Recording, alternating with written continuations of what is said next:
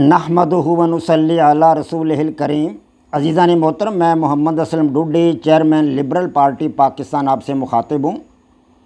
اور آپ دیکھ رہے ہیں liberal party Pakistan YouTube channel. عزیزان محترم، آپ کو پتہ ہے کہ اس چینل کے توسط سے آپ کے سامنے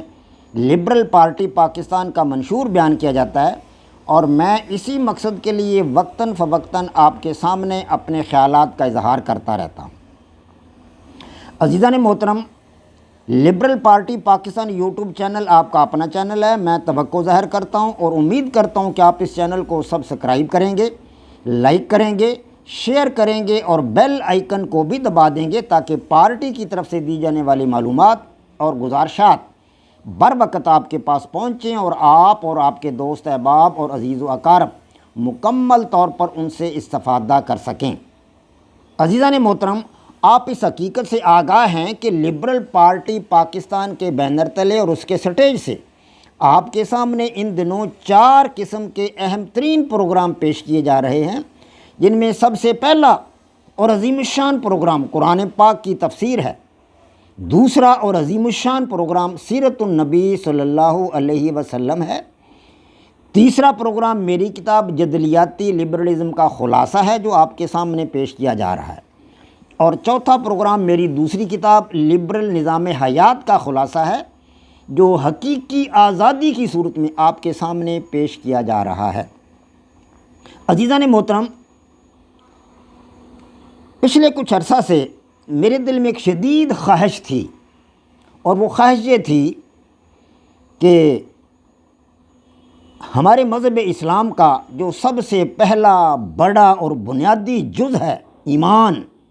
اسے لوگوں کے سامنے رکھوں۔ یہ شدید خواہش تھی میرے دل میں، اور میں چاہتا تھا کہ میں اپنی زندگی میں جب تک میں زندہ ہوں تب تک میں ایمان اور اس کی شاخوں کو لوگوں کے سامنے بلا شبہ رکھوں گا، تاکہ اللہ تبارک و تعالیٰ کے ہاں شاید میری بخشش کا کوئی بہانہ بن جائے، اور جو لوگ مجھ سے ایمان سیکھیں گے، ایمان کی شاخیں سیکھیں گے، ان کے علم میں اضافہ ہوگا، اور اللہ تبارک و تعالیٰ کے ہاں ان کو خیر و برکت ملے گی، ان کو اجر و ثواب ملے گا۔ عزیزان محترم، میں شدت سے اس بات کا منتظر تھا اور خواہش مند تھا کہ اللہ تبارک و تعالیٰ مجھے توفیق بخشے کہ میں ایمان کو آپ کے سامنے رکھوں۔ آج مجھے بڑی خوشی ہو رہی ہے کہ اللہ تبارک و تعالیٰ نے مجھے یہ توفیق بخشی ہے، مجھے یہ ہمت دی ہے، اور مجھے یہ توانائی دی ہے کہ آج میں ایک نیا پروگرام ایمان اور اس کی شاخیں آپ کے سامنے ایک نئے پروگرام کے طور پر رکھ رہا ہوں۔ عزیزان محترم، آج یہ اس کا پہلا ایپیسوڈ ہے جو میں آپ کے سامنے کر رہا ہوں۔ انشاءاللہ تعالی العزیز جب تک میں زندہ رہا، میں ایمان کو اور اس کی شاخوں کو آپ کے سامنے بیان کرتا رہوں گا۔ جی ہاں، تو عزیزان محترم، ایمان جو ہے یہ ہمارے مذہب کا سب سے پہلا، سب سے بڑا اور بنیادی جز ہے، کیونکہ ایمان جو ہے یہ دل کے اقرار کا نام، دل کے یقین کا نام اور زبان کے اقرار کا نام۔ دل میں جب تک مسلمان، جب تک کوئی فرد اللہ تبارک و تعالیٰ کی ذات کا یقین نہیں کرتا تو وہ مسلمان نہیں ہو سکتا۔ جی ہاں، سب سے پہلے ایمان ہے اور اس کے بعد اسلام ہے۔ سب سے پہلے ایمان اور اس کے بعد اسلام، اور ایمان یہی ہے کہ ہم اللہ تبارک و تعالیٰ کی ذات کا اپنے دل میں یقین کریں کہ خدا کی ذات ہے۔ عزیزان محترم، اللہ تبارک و تعالیٰ کی طرف سے پیغمبر جو کچھ لے کر آتا ہے اسے مان لینے کا نام ایمان ہے۔ سادہ لفظوں میں آپ کو سمجھا رہا ہوں کہ اللہ تبارک و تعالیٰ کی طرف سے پیغمبر جو کچھ لے کر آتا ہے اسے مان لینے کا نام ایمان ہے۔ اللہ تبارک و تعالیٰ کی طرف سے پیغمبر کیسے لے کر آتا ہے؟ فرشتہ جبرائیل، اللہ تبارک و تعالیٰ فرشتہ جبرائیل کو بھیجتا ہے، وہ اپنے برگزیدہ بندوں پیغمبروں پر اللہ تبارک و تعالیٰ کی طرف سے وحی لے کر آتا ہے۔ وحی جو ہے وہ کتابوں کی صورت میں ہو سکتی ہے، صحیفوں کی صورت میں ہو سکتی ہے، تو اللہ تبارک و تعالیٰ کی طرف سے یہ پیغام ہوتا ہے۔ بعض پیغام اللہ تبارک و تعالیٰ اپنے پیغمبروں کو براہ راست بھی دیتا ہے، براہ راست بھی وحی ہوتی ہے، بغیر جبرائیل کے بھی وحی ہوتی ہے۔ اللہ تبارک و تعالیٰ پیغمبران کرام کے دلوں میں القاء بھی کر دیتا ہے۔ جی ہاں، اور بعض اوقات فرشتہ جبرائیل انسانی شکل میں بھی ہمارے انبیاء کرام کے سامنے حاضر ہو کر اس نے باتیں کی ہیں۔ ہمارے پیارے نبی حضرت محمد مصطفیٰ صلی اللہ علیہ وآلہ وسلم کے ساتھ حدیث جبرائیل کے اندر یہ واقعہ آئے گا، تو جب یہ واقعہ آئے گا ایمان کے صورتحال میں ایمان کو بیان کرتے تو میں انشاءاللہ حدیث جبریل تفصیل کے ساتھ آپ کے سامنے بیان کروں گا۔ سو عزیزان محترم، اللہ تبارک و تعالیٰ کی طرف سے پیغمبر جو کچھ لے کر آتا ہے، یعنی کتابوں کی صورت میں، وحی کی صورت میں، جو کچھ بھی پیغمبر لے کر آتا ہے صحیفوں کی صورت میں، اس کو مان لینے کا نام ایمان ہے۔ جی ہاں، تو ایمان شریعت اسلامی کی ایک اہم اصطلاح ہے، اہم ترین اصطلاح ہے، اور اس کے لغوی معنی ہیں تصدیق کرنا، یعنی دل سے تصدیق کرنا، دل میں مان لینا، سچا ماننا، سچا تسلیم کرنا، یعنی دل کے یقین کا نام، دل کے یقین کا نام، یہ عمل کا نام نہیں ہے، عمل تو اسلام میں آتا ہے، ایمان ہے صرف دل کے یقین کا نام۔ تو ایمان کے دوسرے لغوی معنی ہیں، اس کے لغوی معنی ہیں تصدیق کرنا، سچا ماننا، تصدیق کرنا، سچا ماننا دل سے، اور ایمان کے دوسرے لغوی معنی ہیں امن دینا۔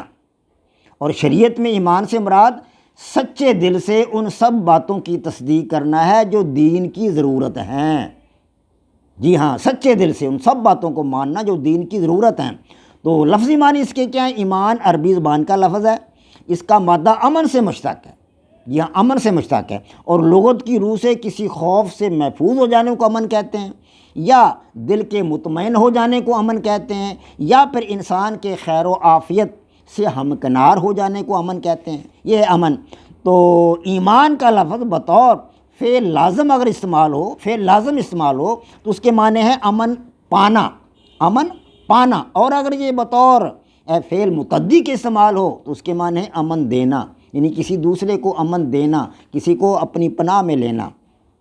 امن دینا کسی کو۔ تو کسی پر ایمان لانے سے مراد اس کی تصدیق کرنا، دل سے تصدیق کرنا، دل سے اس کا یقین کرنا اور اس پر یقین رکھنا ہے۔ اس طرح لفظ ایمان اپنے اصل معنی اور مفہوم کے اعتبار سے امن، امانت اور بھروسے پر دلالت کرتا ہے۔ عزیزان محترم، شرعی معنوں میں دل سے یقین اور زبان سے اظہار کا نام ایمان ہے، یعنی دل میں یقین کرنا کہ اللہ تبارک و تعالیٰ کی ذات ہے، اللہ تبارک و تعالیٰ کی ذات ہے، اور انبیاء کرام ہیں، ملائکہ ہیں، جبرائیل ہے، میکائیل ہے، تمام فرشتے ہیں، اللہ کی بھیجی کتابیں ہیں، اللہ کے مرنے کے بعد اللہ کے پاس جانا ہے، خدا کے پاس حاضر ہونا ہے، اچھے اور برے اعمال کا جواب دینا ہے، جنت دوزخ ہے، نیک لوگ جنت میں جائیں گے، گناہ گار دوزخ میں جائیں گے، ان باتوں کا دل سے یقین کرنا اور زبان سے اقرار کرنا ان کا، یہ ہے ایمان۔ تو جب کہ اطاعت جو ہے وہ ایمان میں اضافہ اور نافرمانی سے ایمان میں کمی واقع ہوتی ہے۔ سو عزیزان محترم، اس طرح ایمان سچے دل سے ان سب باتوں کی تصدیق کرنا ہے جو ضروریات دین ہیں، جو ضروریات دین ہیں، ان میں سے کسی ایک ضرورت دینی کے انکار کر دینے سے بھی انسان مسلمان نہیں بنتا۔ جی ہاں، اگرچہ باقی تمام ضروریات دینی وہ پوری کر دے، اگر کسی ایک کا بھی انکار کر دے تو وہ مسلمان نہیں، مومن نہیں ہے، اس کے پاس ایمان نہیں ہے۔ تو ضروریات دین ہیں کیا؟ ضروریات دین وہ مسائل ہیں جن کو ہر خاص و عام جانتے ہوں، عام طور پر جانتے ہوں، جیسے اللہ تبارک و تعالیٰ کی ذات کی وحدانیت ہے، اللہ پاک کو ایک ماننا ہے کہ خدا ایک ہے، انبیاء کرام کی نبوت کو ماننا ہے، ہیں جی، جنت دوزخ کو تسلیم کرنا ہے، ماننا ہے کہ مرنے کے بعد جو ہے انسان جو اللہ کے پاس جائے گا، اور نیک لوگ جو ہیں وہ جنت میں جائیں گے، برے لوگ جو ہیں وہ دوزخ میں جائیں گے، حشر نشر کا اقرار کرنا ہے۔ تو یہ چیزیں ہیں۔ تو مثلا یہ کہ اعتقاد یہ رکھنا اعتقاد کہ حضرت محمد صلی اللہ علیہ وسلم اللہ تبارک و تعالیٰ کے آخری نبی ہیں، خاتم الانبیاء ہیں، ان کے بعد دنیا میں اور کوئی نبی نہیں آئے گا۔ جی ہاں، اور عوام سے مراد وہ لوگ ہیں جو مسلمان طبقہ میں شمار کیے جاتے ہیں، لیکن وہ علماء میں شمار نہیں کیے جاتے، ان کا شمار علماء میں نہیں ہوتا، مگر علماء کی محفل میں وہ بیٹھتے ہوں۔ جیسے کہ مسلمان عام طور پر جمعہ تو پڑھتے ہیں، تو علماء کی محفل تو ہو جاتی ہے، جمعہ جب انسان پڑھے گا تو علماء کرام کی محفل تو ہو جائے گی، علماء کرام خطبہ دیتے ہیں، تقریر کرتے ہیں، حدیث بیان کرتے ہیں، قرآن پاک کا ترجمہ بیان کرتے ہیں، مسلمان اس کو سنتے ہیں، تو اس سے جو ہے ان کی محفل میں تو مطلب ہو جاتی ہے محفل۔ ایک مسلمان کے جب وہ جمعہ پڑھتا ہے اور بالمشافہ ملاقات بھی ہو جاتی ہے خطیب حضرات سے، بعض لوگ مل بھی لیتے ہیں خطیب حضرات سے، عام طور پر ملاقات ہو جاتی ہے خطباء سے۔ تو اس طرح مطلب عام لوگ جو ہیں مطلب ان میں اس سے مراد یہ ہے کہ جو لوگ علماء کی محفل میں بیٹھتے ہوں اور ان کے دلوں کے اندر علوم دینیہ کا ذوق ہو، یہ مراد ہے اس سے۔ تو عزیزان محترم، اب ایک حدیث آپ کے سامنے رکھتا ہوں جس میں حضرت ابو ہریرہ رضی اللہ تعالی عنہ نے حضرت صلی اللہ علیہ وسلم سے ایک حدیث بیان کی ہے۔ حضرت ابو ہریرہ روایت کرتے ہیں کہ نبی علیہ الصلوۃ والسلام نے فرمایا ہے کہ ایمان کی 70 سے بھی کچھ اوپر شاخیں ہیں، ایمان کی 70 سے بھی کچھ اوپر شاخیں ہیں، ان میں سب سے اعلیٰ ترین اور افضل ترین لا الہ الا اللہ کا قائل ہونا ہے، اور ایمان کا ادنا درجہ یہ ہے کہ کوئی مضرت رساں چیز، کوئی ضرر پہنچانے والی شے جو ہے وہ راستہ سے ہٹا دی جائے تاکہ لوگوں کو اس سے تکلیف نہ ہو۔ یہاں 70 کا عدد جو ہے نا، اس سے مراد یہ کوئی خاص تعداد نہیں ہے بھی 70 ہی شاخیں ہیں یا 70 سے کچھ اوپر ہیں، نہیں، یہ عربی محاورہ ہے ایک۔ جی ہاں، اس سے مراد یہ ہے کہ ایمان کے بہت سارے شعبے ہیں، بے شمار شعبے ہیں، ایمان کے بہت سارے شعبے ہیں، یعنی ایمان کے شعبوں سے مراد ہے وہ تمام اعمال، وہ تمام اعمال صالحہ، اور وہ تمام اعمال و اخلاق، ظاہری اور باطنی اعمال، اور وہ سب احوال جو کسی دل میں ایمان کے آ جانے کے بعد اس کے نتیجہ اور ثمرہ کے طور پر پیدا ہونے چاہیے۔ یعنی جب ایمان دل میں آ جاتا ہے تو جو نیک اعمال دل میں پیدا ہونے چاہیے انہیں جو ہے وہ ہم کہتے ہیں، مطلب ہے یہ جو ہے یہ ایمان کے شعبے ہیں۔ تو عزیزان محترم، جس طرح مثال کے طور پر ایک سرسبز و شاداب درخت ہے تو وہ کیسے اپنے برگ نکالتا ہے، کوپلیں نکالتا ہے، پتے نکالتا ہے چھوٹے چھوٹے، تو اسی طرح ایمان ہے، جب ایمان دل میں آتا ہے تو بے شمار اس سے اچھے اعمال نکلتے ہیں، انسان کے جسم سے نیک اعمال نکلتے ہیں، وہ سارے کے سارے ایمان کے شعبے ہیں۔ تو اس طرح گویا تمام اعمال حسنہ اور تمام اعمال صالحہ اور تمام خیر و اخلاق سب ایمان کے شعبے ہیں، سب ایمان کے شعبے ہیں، البتہ ان کے درجے ہیں۔ جی ہاں، ان کے درجے ہیں۔ اب اس کے مقابلے میں ایمان کی اعلیٰ ترین اور ادنا ترین جو مطلب شعبے بیان کیے ہیں حضرت صلی اللہ علیہ وسلم نے کہ اعلیٰ ترین درجہ جو ہے لا الہ الا اللہ ہے، اور کم ترین درجہ جو ہے وہ کسی مضرت رساں چیز کا راستے سے ہٹا دینا ہے۔ اب اس کے مقابلے میں ادنا درجے کی چیز جو ہے راستہ سے اس کا ہٹانا، اب اس کے درمیان ان دونوں شعبوں کے درمیان میں یعنی اس قدر خیر کے تصورات کیے جا سکتے ہیں کہ وہ سب ایمان کے شعبے ہیں۔ جتنے بھی اعمال ہم کریں گے، جتنے بھی نیک اعمال ہم کریں گے، جتنے بھی اچھے اعمال ہم کریں گے، وہ سارے کے سارے ایمان کے شعبے ہیں اور اس کی شاخیں ایمان کی، خواہ ان کا تعلق حقوق اللہ سے ہو یا ان کا تعلق حقوق العباد سے ہو، اور ظاہر ہے کہ ان کی تعداد ہے وہ سینکڑوں میں بنتی ہے، سینکڑوں میں بنتی ہے۔ تو اس طرح گویا ایمان اور اس کی شاخیں جو ہیں، ایمان کی شاخیں سینکڑوں کی تعداد میں انشاءاللہ تعالی العزیز جب میں آپ کے سامنے بیان کروں گا تو آپ کا ایمان تازہ ہوگا اور آپ کو پتہ چلے گا کہ ایمان کی شاخیں کون سی ہیں۔ بالکل اسی طرح جیسے ایک درخت ہو اور جیسے درخت کی شاخیں ہوتی ہیں، سینکڑوں شاخیں ہوتی ہیں ایمان کی، اسی طرح ایمان کے سینکڑوں اس کی شاخیں اور بے شمار ایمان کے شعبے ہیں۔ یہ حدیث مبارکہ صرف ایک مثال کے طور پر ہے کہ ایمان کے شعبے جو وہ 70 سے اوپر زیادہ ایمان کی شاخیں ہیں، تو 70 سے اوپر سے مراد یہ ہے کہ ایمان کے بے شمار شعبے ہیں اور اس کی بے شمار شاخیں ہیں۔ تو اہل ایمان کی نفسیاتی اور روحانی تربیت کے لیے خاص طور پر حیا کا تذکرہ بھی کیا گیا اس حدیث پاک میں۔ اس حدیث پاک میں اللہ کے نبی نے حیا کا تذکرہ بھی کیا ہے کہ حیا بھی ایمان کا ایک حصہ ہے، ہاں جی،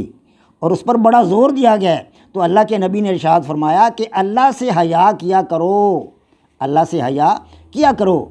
جیسی حیا اس سے کرنی چاہیے۔